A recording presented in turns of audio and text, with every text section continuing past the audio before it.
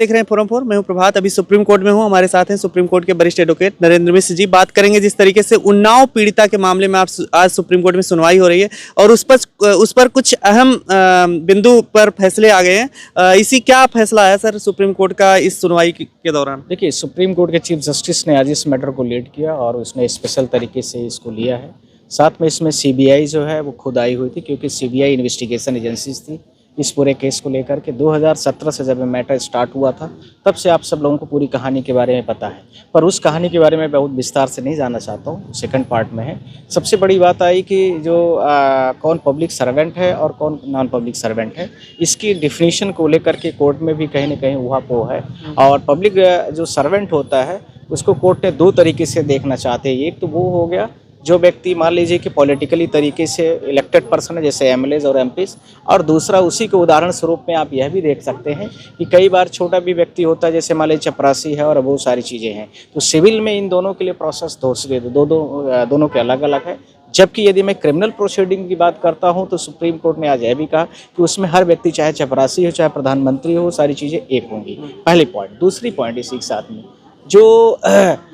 जो कैबिनेटर की तरफ से पेश हुए वकील ने, उन लोगों ने बोला कि ये सारी चीज़ों को घुमाया जा रहा है। पास्को के अंदर में उन्होंने यदि कन्विक्शन किया है तो उसके साथ में ट्रायल कोर्ट ने उनको 7 साल से 10 साल से लेकर के लाइफ टाइम इम्प्रिजमेंट है। जब लाइफ टाइम इम्प्रिजमेंट है तो फिर ये सवाल ही नहीं उठता कहीं पर कि ये सारी चीज़ें आगे बढ़ेंगी। तो फिर आपने क्यों यहाँ पर दिल्ली हाई कोर्ट में इनको ऐसे रिलीफ मिली है? तो सुप्रीम कोर्ट ने ये बोला कि देखिए, ये रिलीफ तो मैं अभी इंटरिम जो इनको मिली हुई है उसको तत्काल ही कैंसिल कर रहा हूँ, या स्टे लगा रहा हूँ। साथ ही साथ में कोर्ट की जो पुरानी चीज़ें फैक्ट को अभी कोर्ट ने पढ़ा नहीं है। और जैसे ही कोर्ट में अभी सारी अपील पिटिशनर की तरफ से जो विक्टिम की तरफ से अभी सारी अपील आई नहीं है, तो जब अपील आ जाएगी तब सारी चीज़ें आगे भी बढ़ जाएंगी। अपील के साथ में और भी बहुत सारी चीज़ें हैं जो कोर्ट के प्रोसेस में आएंगी। अभी तो सिर्फ और सिर्फ सीबीआई का जो पार्ट था उसका बस हुआ है। साथ में जो 2017 में जब केस घटना शुरू हुई थी तो आप सबको पता है कि वो लड़की के साथ किस किस प्रकार की घटनाएं घटी। और इसी के साथ में आपने यह भी देखा होगा कि उसके बाद जैसे कंप्लेन लेके जाती है, कंप्लेन नहीं ली जाती है।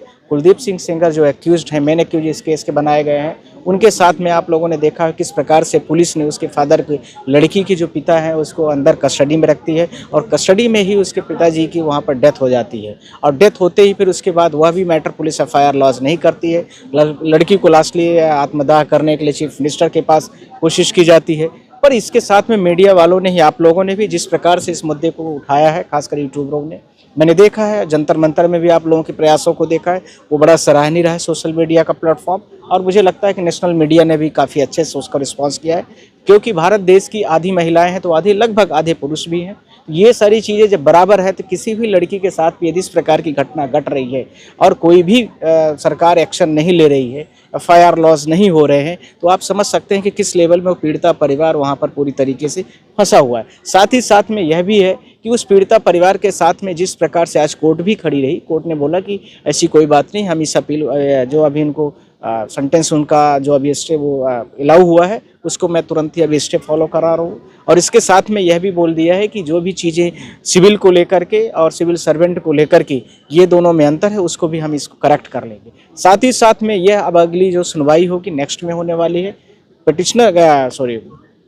जो विक्टिम है, विक्टिम को अपील फाइल करने के लिए परमिशन दिया गया। विक्टिम के भी वकील वहाँ पर थे, उनका आरोप था कि हमको नहीं सुना गया है, पर ठीक है, उनको भी अपील में आने की ज़रूरत है। अभी तो कोर्ट कुछ ऐसा ऑर्डर पास नहीं कर रही है, एडवर्स ऑर्डर कोई ऐसा हो नहीं रहा है। तो इन सारी चीज़ों को लेकर के मुझे लगता है कि पीड़िता को एक काफ़ी राहत मिली है, काफ़ी रिलीफ दिया गया है। साथ ही साथ में पीड़िता के परिवार और इसके साथ में जो 2-3 लोगों ने पहले एक्सीडेंट में डेथ हुई थी, मुझे लगता है कि उनको भी लगेगा कि भारत देश में न्याय प्रणाली है और उस पर उनको भरोसा करने की ज़रूरत है, और उसमें उन्होंने किया भी है। कुछ जो नेता थे बीजेपी के जो समर्थन में थे कुलदीप सेंगर के, या कुलदीप सेंगर के और जो समर्थक हैं, क्या उनको अब झटका लगा है पूरी तरह से? देखिए, कोई भी व्यक्ति हो, चाहे मेरे घर की बच्ची हो या वो जो बीजेपी के वाले लोग थे या किसी भी पार्टी के लोग हैं, उनसे कोई भी जुड़ा हुआ व्यक्ति कहीं का भी हो, यदि इस प्रकार से घटना है तो मुझे लगता है कि सबके साथ में इस प्रकार की पीड़ा होती है। और जो व्यक्ति तब उस चीज़ को ज़्यादा समझता है गंभीरता के साथ जब उसके घर में इस प्रकार की घटनाएं घट जाती हैं।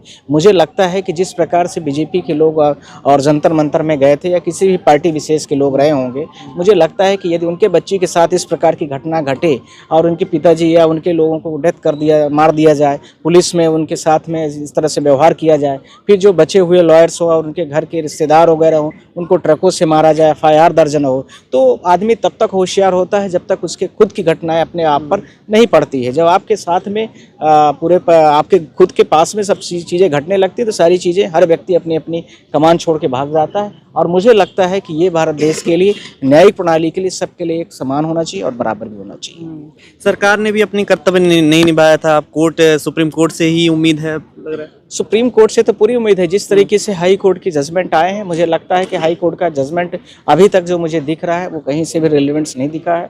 और साथ में देखिए, कोई भी भारत देश में जो फेडरल स्ट्रक्चर है और जो भारत देश में जो संवैधानिक प्रणाली है, उन सारी प्रणालियों में आप सब ने देखा होगा कि लोअर कोर्ट का ऑर्डर होता है या डिस्ट्रिक्ट कोर्ट का ऑर्डर होता है। जैसा कि यहाँ पर 30 हजारी कोर्ट से यहाँ पर डिस्ट्रिक्ट कोर्ट का ऑर्डर हुआ, फिर उसके बाद वो धीरे से हाई कोर्ट पहुँचेगा, हाई कोर्ट से फिर सुप्रीम कोर्ट जाता है। तो ये तो भारत देश की एक प्रणाली है। अब वो हाई कोर्ट में कुछ भी हुआ है तो सुप्रीम कोर्ट उसको कंसीडर कर रही है। और मुझे लगता है चीफ जस्टिस ऑफ इंडिया और जो हमारे तीसरे बेंच में अभी लीड करने वाले जस्टिस हमारे बैठ रहे हैं, JK महेश्वरी साहब भी थे, उसके साथ मसीह जी थी, तो ये सारी चीज़ें अनुभव के साथ में उन्होंने ऐसा कुछ नहीं रहा कि कोई भी चीज़ वॉइस होने वाली है। और पीड़िता के साथ में सब लोग खड़े हैं।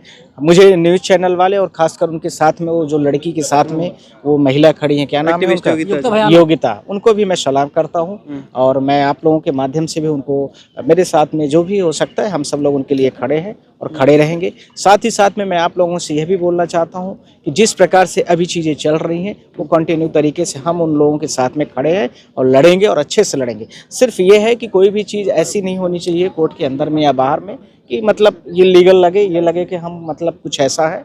और हम सबको इसके साथ में सारी चीज़ों को फॉलो अप करना है और उसको हम लोग करेंगे। खबरों में बने रहने के लिए फोरम 4 को सब्सक्राइब करें और नोटिफिकेशन पाने के लिए बेल आइकन दबाएं।